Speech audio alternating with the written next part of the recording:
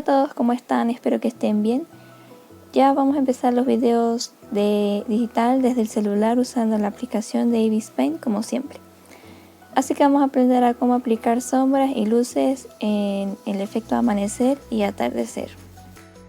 Quiero aclarar que para empezar a usar este efecto tenemos que tener nuestro dibujo ya listo, como están viendo en pantalla.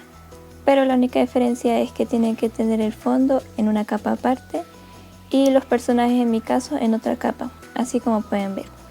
Y les aconsejo mucho que los nombren, nombren las capas para que no nos perdamos. También uniendo la capa de liner con todo el dibujo. Ahora vamos a añadir una nueva capa, la opción de recorte, y vamos a usar el modo multiplicar con este tono. Estas son las paletas que vamos a usar el día de hoy, en este caso en modo amanecer y atardecer. Ahora vamos a pintar nuestros personajes, en mi caso con todo este color.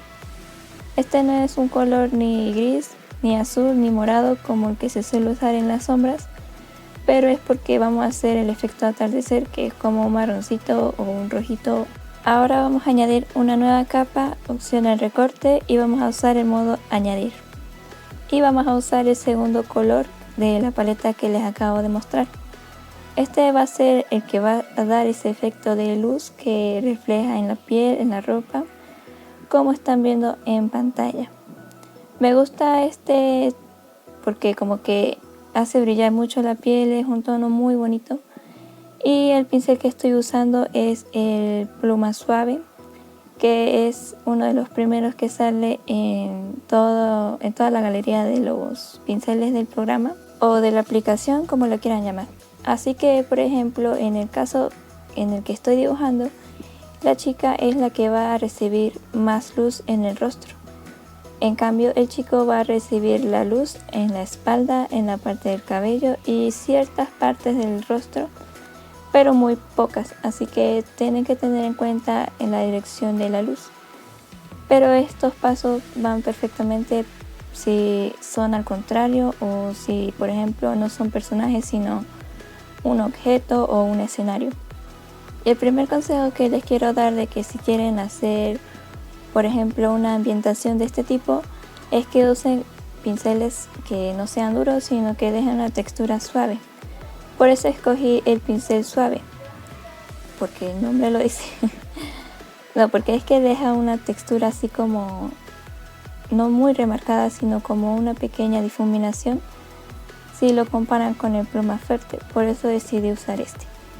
Y el otro consejo es que no tengan miedo de añadir mucha luz, porque esa es la idea es destacar esa luz, porque por ejemplo si lo ponemos o lo aplicamos en muy pocas zonas, entonces no se va a ver ese efecto que realmente necesita el dibujo.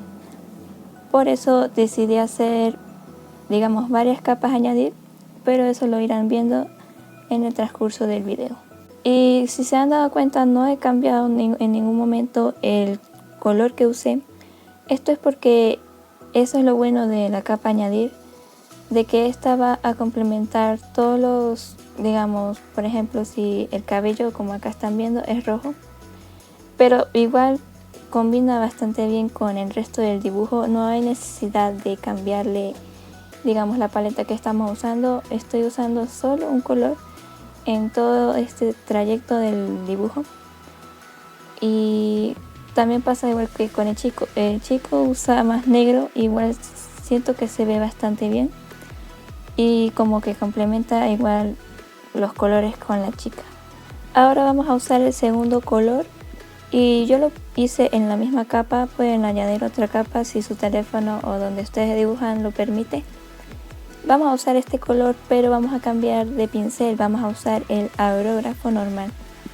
Esto es para repasar las partes que hicimos ya de luz, pero esta es para intensificar un poco más y para que termine ese efecto difuminado, como acá están viendo, por ejemplo, en la espalda del chico y en el cabello. Siento que queda bastante bien. Ahora vamos a usar el último color para el efecto atardecer.